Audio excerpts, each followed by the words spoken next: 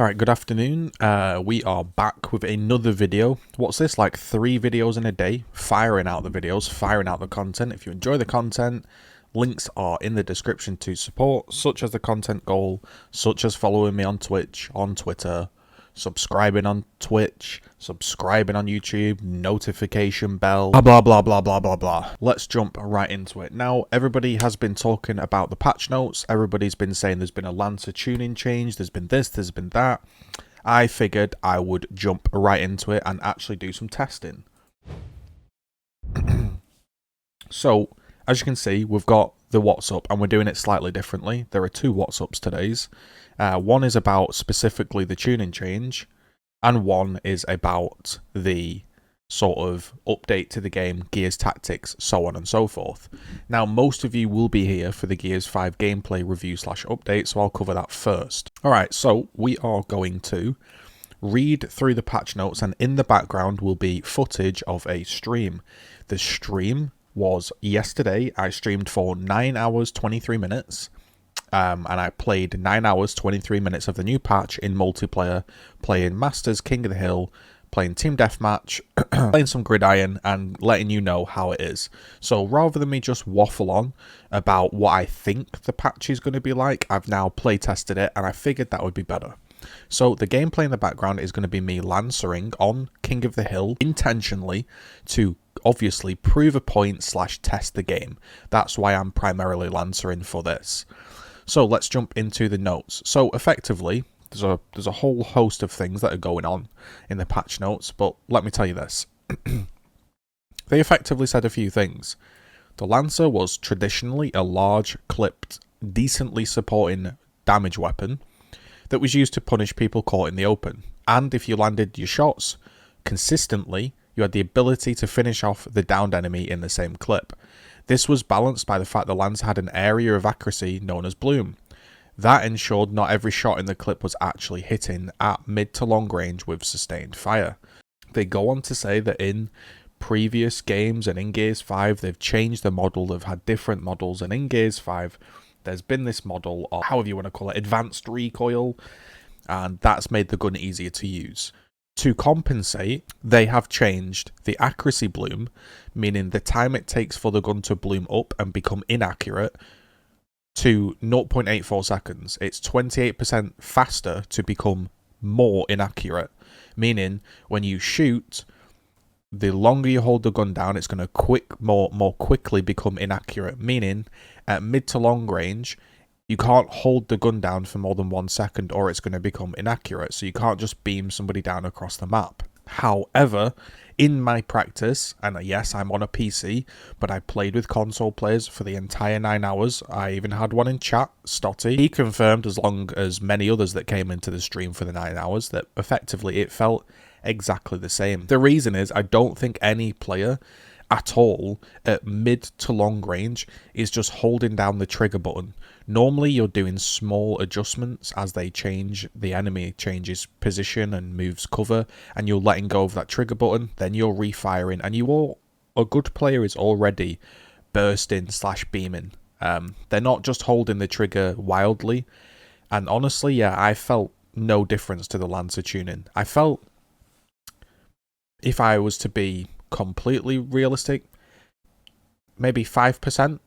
It felt sometimes, occasionally, I was like, yeah, I did notice that bloom. Maybe it was 5% difference, but in the grand scheme of things, nothing really changed. What's interesting about this is it basically says that we want the Gears 5 to be a traditional... Sorry, we want the Gears 5 to go back to a traditional Lancer that has support capabilities and not so much mow everybody down. So one of the things that is slightly misleading about this whole sort of update is in the actual blog, they say that in Operation 3 we did increase the clip size of the Lancer.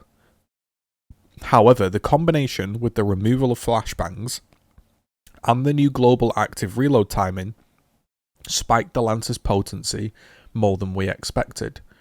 Which is very strange because I think anybody that plays the game a lot would have thought of that.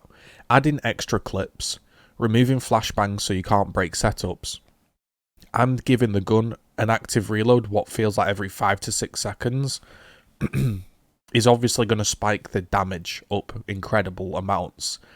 So I'm not sure who was playtesting that, but that seems like an obvious thing. To note, I think the most overpowered thing about the current rifle isn't so much its ease of use, its utility, the fact you can burst people down at mid-range, which I don't think you should be able to. It's not that. It's the fact that you can active reload. That's it. I think there should not be an active reload on the Lancer.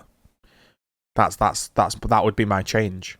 The fact that you can waste an entire clip in Gears 1, so you shoot your clip into a wall, and then you see a guy push you, and you think, right, now is the time to do an active reload. That was kind of the trade-off. Like, you wasted bullets to get an active. You had a single chance to hit the active. If you missed it, you jammed your gun, and all of the actives went. And then you basically were screwed. You had to shoot at a wall, or you played with no actives. Or, when the guy pushed you, you jammed your gun, and then you died.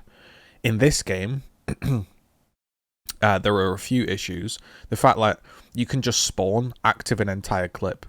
Okay, nobody really pushed me. I'll wait 6 seconds, active a full clip.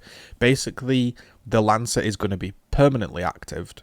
And I think that's the big problem. Forget everything else. That would be my change. I would just remove the active from the Lancer, and I think the gun is fine as it is. I think you could sit for eternity and balance it, you know, point by point by point damage, you know, update by update, review by review, but it's a waste of time in the grand scheme of things. I would just say remove the active reload off the Lancer, and the gun's fine right now. It's strong, it's useful, but it doesn't need the active reload at all. Then we move on to the Nasher. We spoke about the gib range and how the gib range was too big, and how I spoke about shots were missing due to the lack of magnetism. Basically, they reverted the shotgun to 4.2, which means less gib range. It hasn't got that crazy poke damage, meaning 2-shot down, because if you remember, it went 4.11, then it got updated, and it had 2-shot down city, and then it got updated again, so it wasn't fully 2-shot down in, but there's still poke. Honestly, the shotgun for me, again, feels no different. Yes, again, 5 to 10% on this one, meaning I didn't find myself last night saying, wow, he's blown me up from that range as much.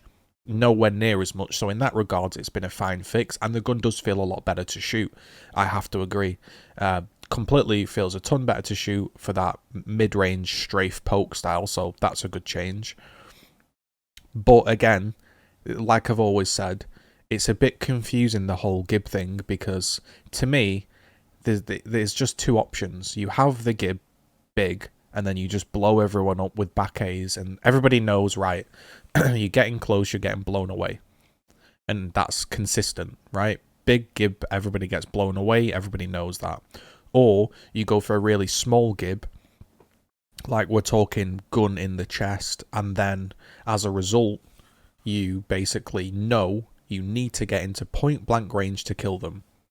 Right now with this update, yes, there's been a change and it feels better, but it still doesn't allow me to shotgun dance. I played 9 hours last night, and I never felt once like, okay, I'm definitely able to get into gib range, and I'm definitely able to avoid gib range, and I'm gonna shoot, back out, then I'm gonna get right in close, then I'm gonna pull out of range. No, it was still, the gib range was still big enough to stop me shotgun dancing. So for me, the Lancer change should be no active reload, and then the gun's done. Just leave the Lancer alone. It's fine. You know, maybe if you want to go and remove 10 bullets, brilliant. But honestly, just no active reload on the Lancer. Leave it. Job done. Brilliant. Then we move on to the shotgun. Leave it as it currently is, and just bring the gib range in again. Then people can shotgun dance. Because I still feel like right now, I don't approach somebody and think, okay, I'm going to wait for him to whiff and misjudge the gib range, and then I'm going to step in. I still am a bit nervous fighting somebody. I'm like, is he going to blow me up from big range? I'm not sure. So again, I feel like the gib is it's a very simple concept. It's either point blank in somebody's chest, everybody knows that, then you step in and blow them up, or it is a bit bigger, more consistent, big back A city, and everybody knows it's big gib, you know. Personally, my favourite shotgun was 4.11. If you had this shotgun currently, the current patch we're playing on, and just put the 4.11 gib range in, and remove the active reload on the Lancer, I think we'd have a fantastic game, and that would be my advice or my recommendation. That's all I can do. I can play the game and I can give my feedback. So overall, I think it's been a completely fine patch. It definitely has improved the game, completely improved the game, I can't deny that. I'd still like the gib range to be brought in, because I feel like the change, people are still misjudging the gib, people are still getting 83% because they're misjudging it, and then still getting blown away. But that's also a network issue, which is a topic for another day. But again, if I was to sum up, my point would be, Lancer's really, really good. Just remove the active reload, job done. Shotgun, really, really good. Bring the gib range in, another tiny touch, and we're done. Then I would just say that is the game. Accept it, folks, adapt to it. That's the game we're playing. And then build content, build maps, build whatever you want to do, and that's great. I think people are getting frustrated at relearning the game every single week. I know for my first 2, 3, 4 hours, I was misjudging the gib again. People constantly having to relearn the game is frustrated. Again, that's my recommendation, is just that. Thanks for watching. That's all I can do. I play the game. I give my feedback. You post in the comments down below what you think of the current patch. Leave a like and a comment.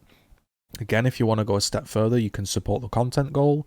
You can subscribe on Twitch. You can like, comment. You can follow on Twitter. Thank you very much.